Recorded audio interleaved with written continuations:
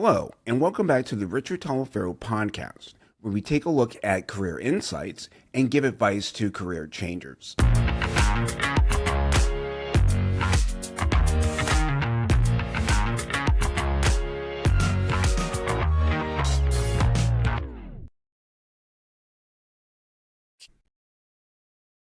Today's guest is Sophie Blake, founder and designer of the jewelry brand that bears her name. Sophie launched her company from a midtown Manhattan apartment, and over the past decade, she has built a brand centered on confidence, self-expression, and timeless style. Her pieces are designed for modern professional women, jewelry that feels effortless and refined, and makes a statement. Today, we're talking about the journey behind her brand, what it takes to build something of your own, and Sophie's belief that true luxury is not just about what you wear, it's about how you carry yourself. Sophie, welcome to the podcast. Thank you so much for having me. I'm excited to be here. I'm excited to have you on. And so I'm curious about where did the idea for a jewelry brand come from? What was the origin story? So it's interesting because I am the first in my family to venture into the jewelry world. I will say this. Yeah. And I don't have, some brands have like heritage where their parents, had a jewelry store and then it's passed down to the person, or that they were in the diamond industry or whatnot. But for me, this was completely independent, and I did not have anyone in my family who had ventured into jewelry making before. So for me, it was a happy accident. It was something that I wanted to do because I was looking for a creative outlet, but also I recognized that jewelry was a way to show your personality. It made me feel more confident when I wore it. And this was all happening at the time where my confidence was not in its best shape, or I guess I was not as confident as I am, as I've been in the last decade. Mm-hmm. But ultimately, I realized that jewelry has a much deeper meaning in the accessory world. People purchase it for gifts. People buy it for sentimental values during travel, when they're trying to celebrate a milestone. So it bears a lot of weight when it comes to memory and self-expression.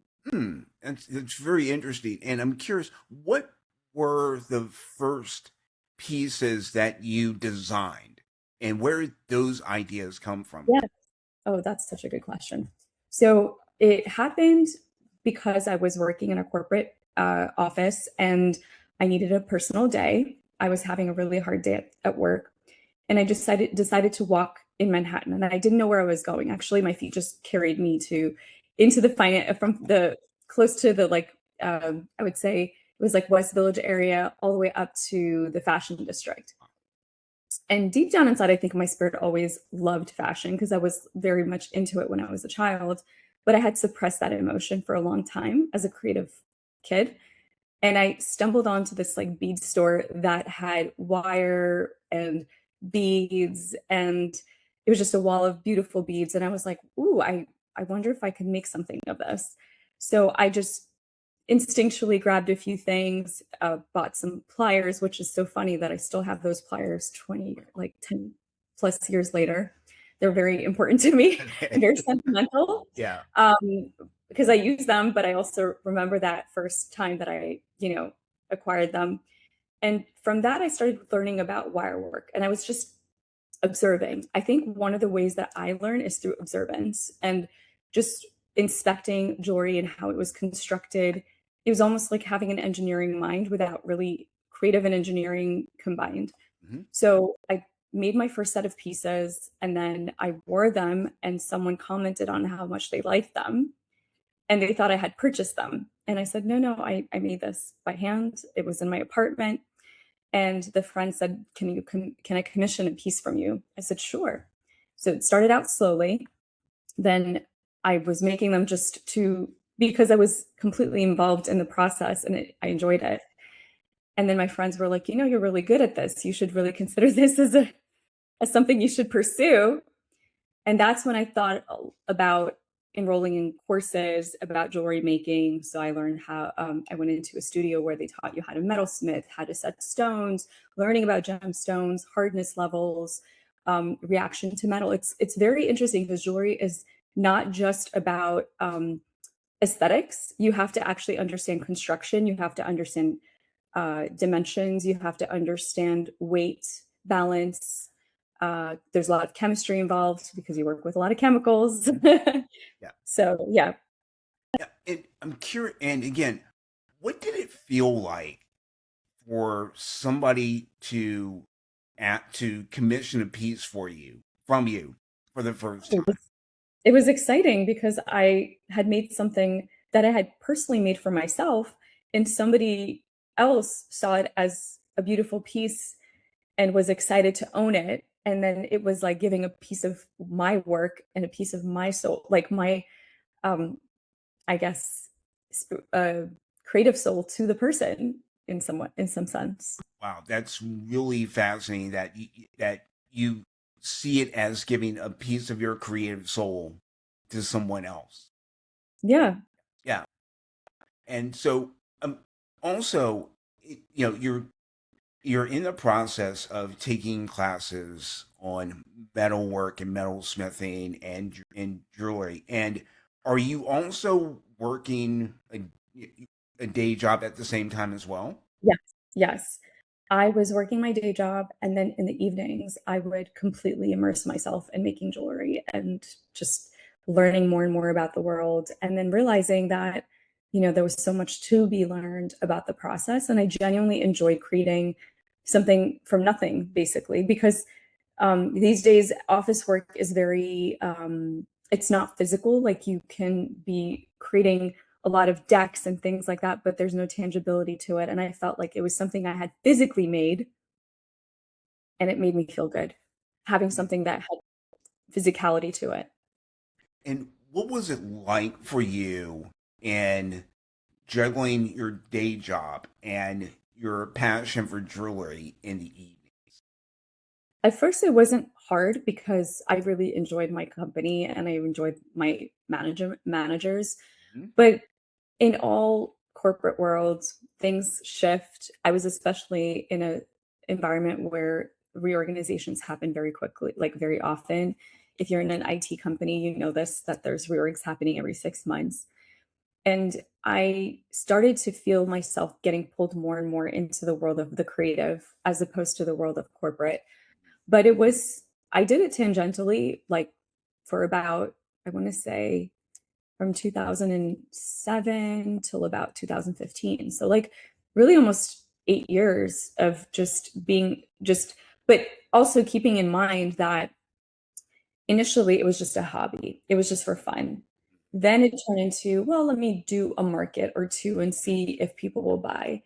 Then it went into, well, what if I pursued, a big retailer? And at the time, I landed a meeting with Bergdorf Goodman, and not Bergdorf, sorry, Henry Bendel's. I Okay. always mix up the two. So Henry Bendel's no longer exists for the audience that may be on the younger side, but they were one of the biggest retailers in New York, and they were on Fifth Avenue. And getting in front of them and the buyer saying, we want to carry or we want to have a trunk show with you, that was like a major win for me. I thought this was it. I thought that was my like big moment. Right, right. And so what in we can see a progression there from just going to a hobby that you did, after work and to, hey, there might be something here. And Yes. yeah, and what did that mean for you in terms of just where you were in your life and what was the shift like in going from that corporate IT job to, jewelry designer? So, I mean, I think initially it felt like a hobby, right? Like it felt like something I was doing for fun. But then I realized that there was a possibility to actually make a career of it. But of course, there were so many other steps in between, right? Like, and there were shifts that happened in my life, right? I had taken a pause for about a year and a half from my I would say, curiosity in jewelry, and flew to Germany and lived overseas for years. So I took a pause there. When I came back, I had like a new, fresh perspective, and I wanted to create a brand, not just a jewelry pieces. I was also listening carefully to the feedback of my showroom and the buyers and what they were saying. I was also listening to the retailers and what they were saying. So it like took a lot of iterations for me to really truly find my brand voice, because before I would say my pieces looked very similar to other brands. But then once I found my identity as a brand, as the founder, and as looking at it from the lens of a brand, then I realized this is where traction can happen, because it takes a lot of, I would say, soul searching and understanding the market to understand where you fit in that market. But when you're just doing it as a hobby, you're not thinking of it that way. Right. So I had to wear different hats as a business owner and evolve into those hats as time went on. Because as I took it more seriously, I had to think more seriously about the investments, the risks that I was taking. And one of the biggest pivotal moments for me was when I moved from New York City to the DMV area, which is of District of Columbia, which is DC, Maryland, and Virginia. So I was in Virginia and had this unique opportunity to open up a pop-up, a physical brick and mortar store. So that accelerated everything. And by the summer of that following year, I decided to walk away from corporate entirely. You just mentioned the notion of having to wear different hats. Yeah. And when you're in a corporate job, basically you wear just one hat. One. Exactly. Right. Exactly. And that was the other piece of it. I think ultimately I realized I wasn't being challenged enough in my corporate job in a way that I wanted to be, because I wanted to understand the business in its totality. And when I started my own business, and you could say that jewelry is just like any consumer brand, which is let's say product, physical product or service, you have to understand the totality of how a business works. But if you don't see it and you're only in that one function, you can't connect the dots. Mm. It was only after I left my software company where I was working and started my business, I started to understand what the software was relevant for. Okay. And that, I think, happens a lot. I think large companies hire someone for a very specific function, but they don't give them the opportunity to understand the business in its totality, to be able to understand how they can operate at an optimal rate within that function. That's really true and fascinating, because when we go to our corporate jobs, we get locked into that one particular lane, and we never really get the opportunity to see what the other lanes look like. But And how they all connect to make the business move forward. right, right. Yeah. And I wonder, what was the learning curve for you to go from just wearing that one hat to now being CEO and CMO and chief technology officer, in addition to making and designing your jewelry? So I was fortunate in that I had a co-partner at the time when I opened the brick and mortar. There was another girl that was working and she had a second job as well. So we were kind of splitting our time between our schedules. We also hired a manager who had worked for a large retailer before. And so she came up with the SOPs, the standard operating procedures of like how to hire, how to train people. So, I mean, in today's world, you have so many resources, right? Like stuff that I didn't have access to. So really it was just by trial and error a lot of times for me. I would test something and then I get feedback and I'd be like, okay, I need to fix this part of my business and I need to fix that part of my business.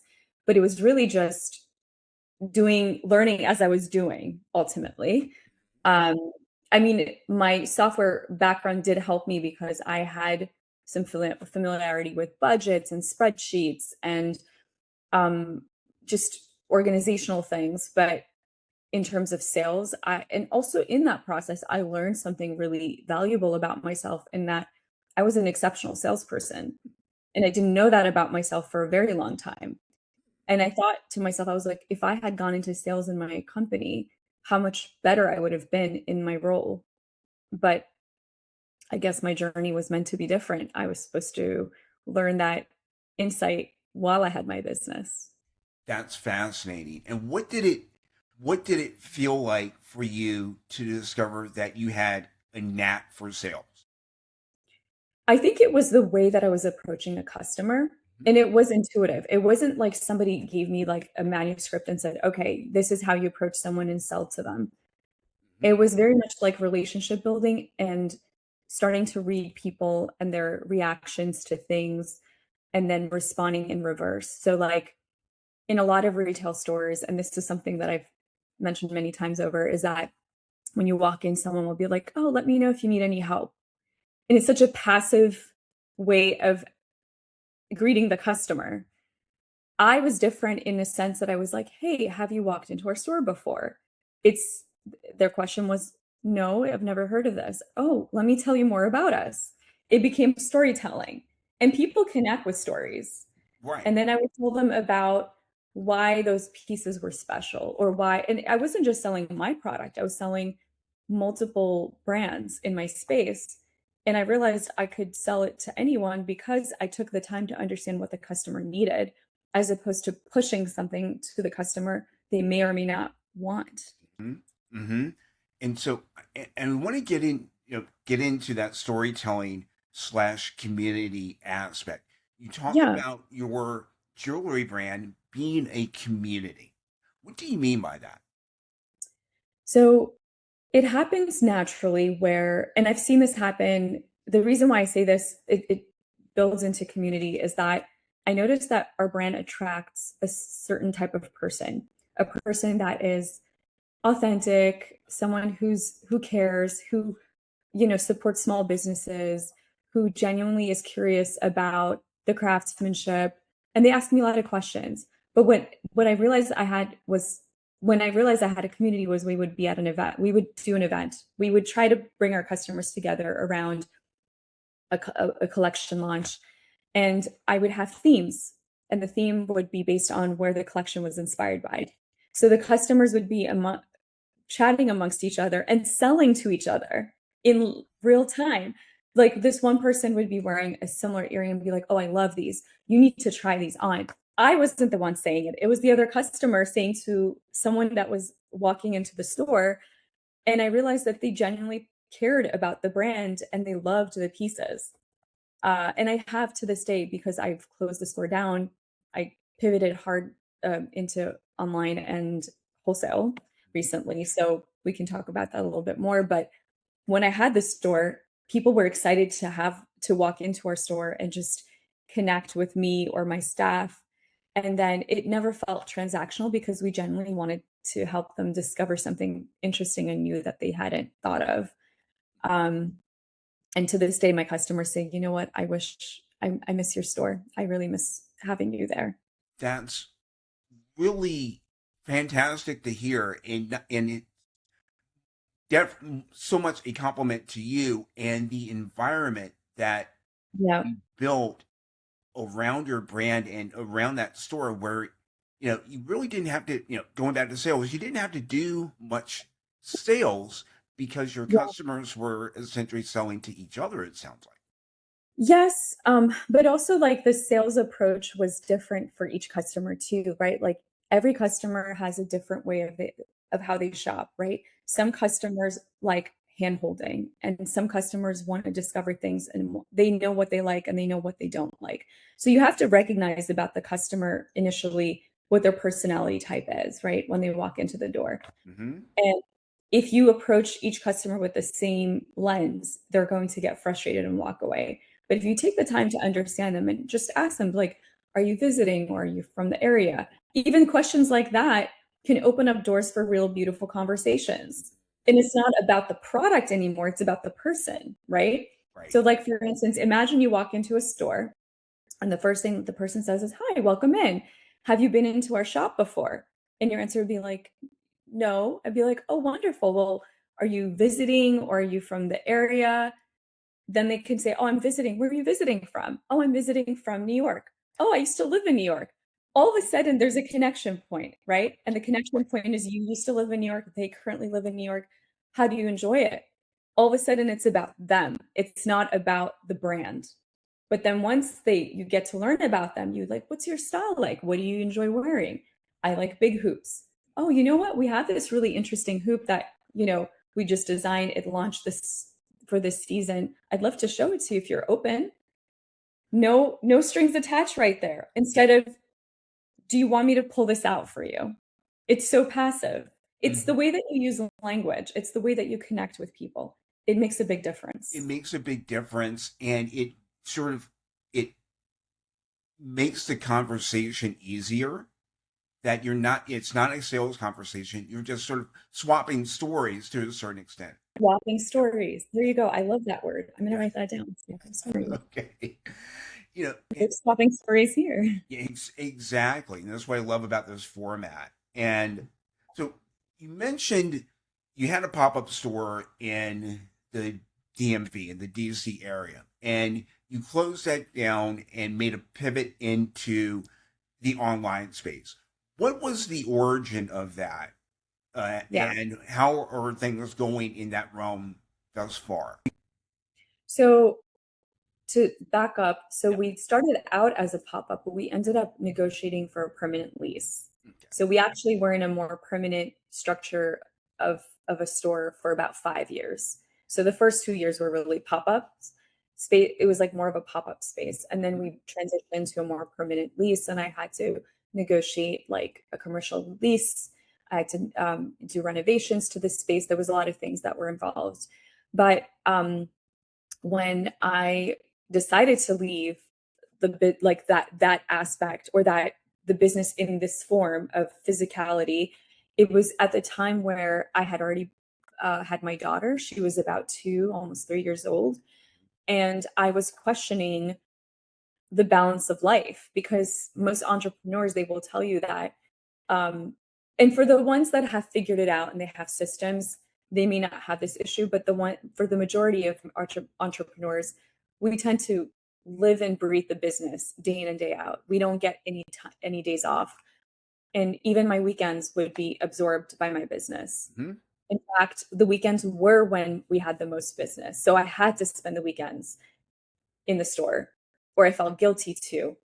Um, if I were to do it again today, it would be different. I wouldn't, because I don't want to create that um, habit again. But I think at the time I was young, I didn't know what I was doing. I didn't assess the bigger picture of like, what would my life look like if I have a family, right? Okay. So once I had my family, my priorities shifted, and that's natural. I think that we should own the fact that as motherhood enters your life, if that's the path you choose, you Mhm. have to really think through like, how can this business serve me as much as I'm serving it? Right. And how does it serve my time with my family? How do I guard that?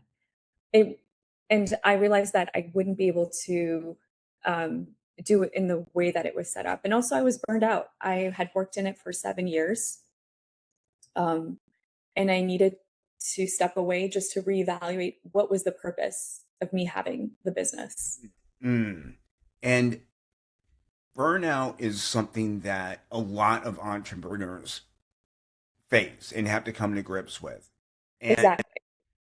and you stepping away from the brick and mortar aspect to it online, how like really how much was that a help in alleviating the burnout?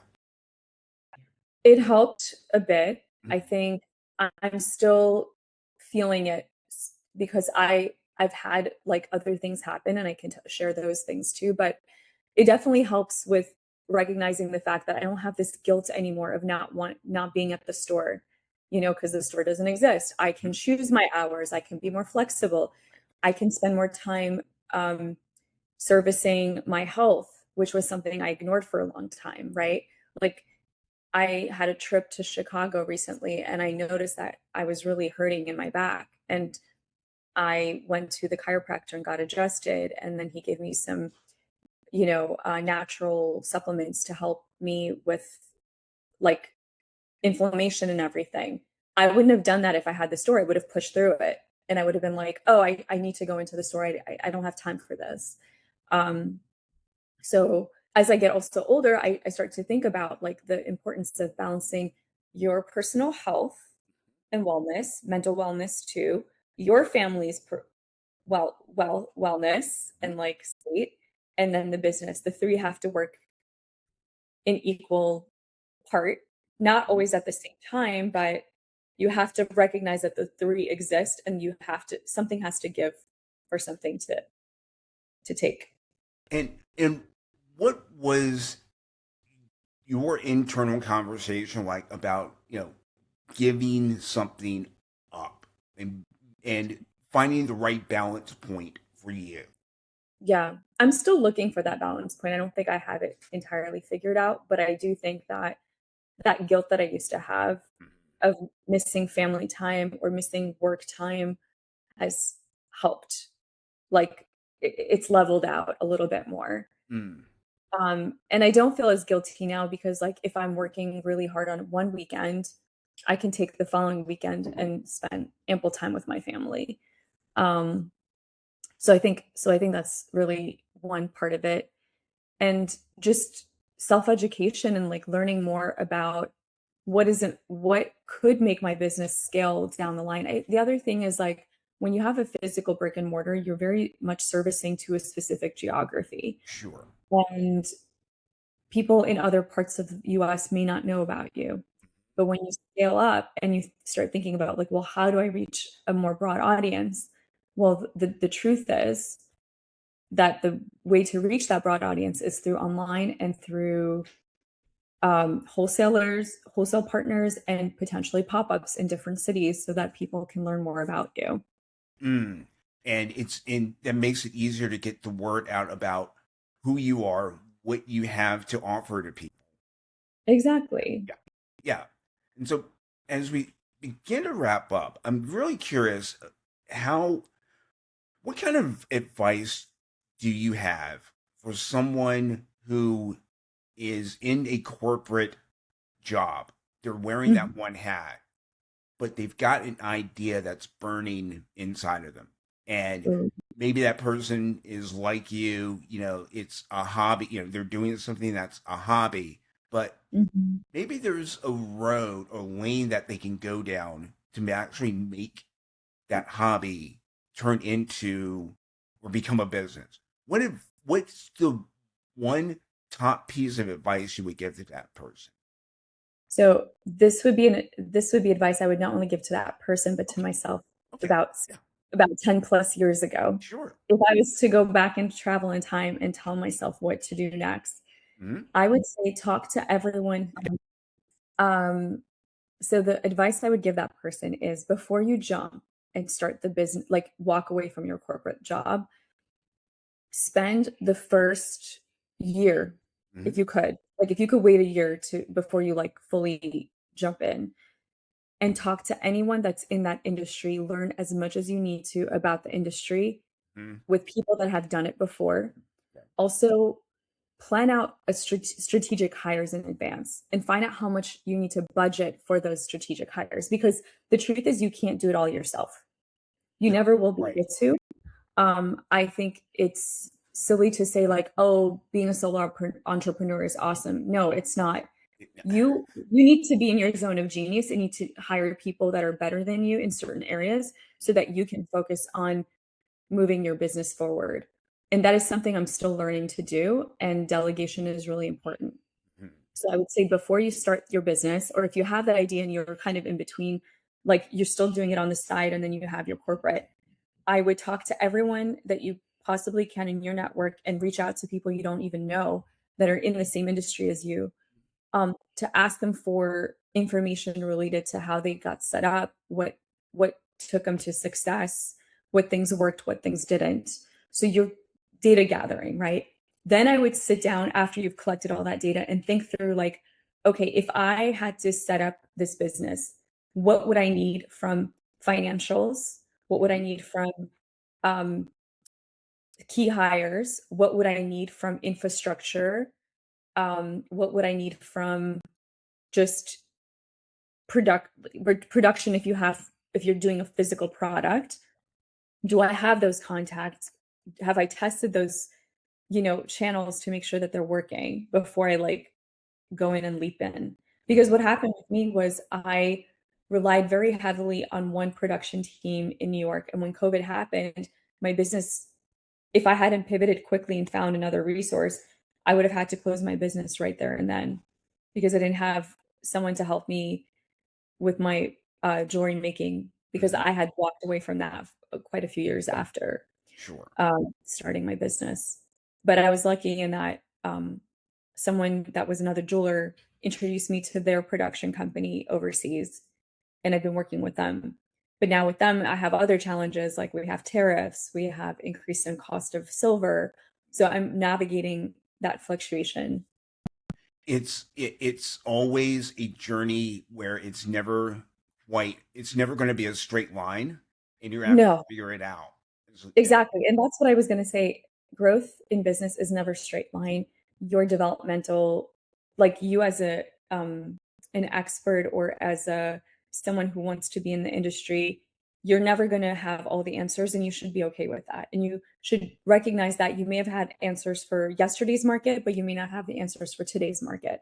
So if you don't, what can you do to learn and to observe and see what's happening in your market to be able to shift accordingly? Got it. Got it. Completely clear and fantastic advice. And so, as we wrap up, is there anything that I missed that you would like to add to our conversation? I think there's not enough emphasis on motherhood and family planning and running a Mm, business. There should be. I think these points are being touched on, but not as much as they need to be. And I want you to evaluate your business in those stages too. Like if you're in your 20s and you're looking to take the leap, your reality in 10 years' time may be different. So be prepared to think through those like timelines, right? And then it's the same thing if you're in your mid 40s or 50s and you're looking to retire. Is that going to be like your business through retirement? Or you just, is the idea burning because you have a scratch?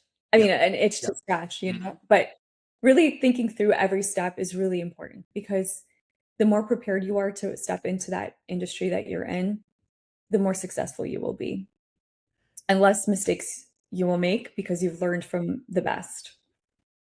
And that's a fantastic place for us to end it.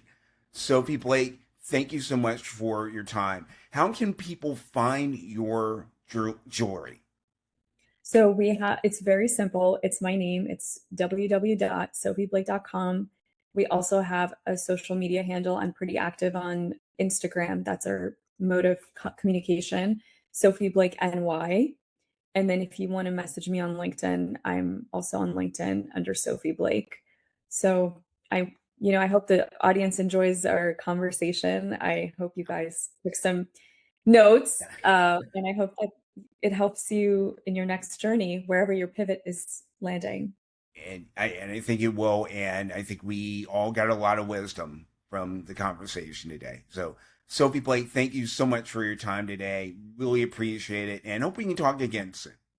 Yes, thank you. I'm excited to be here. Thank you for having me. If you're looking for work that works for you, come find me at richardtaliaferro.com. Thanks for listening and talk to you next week.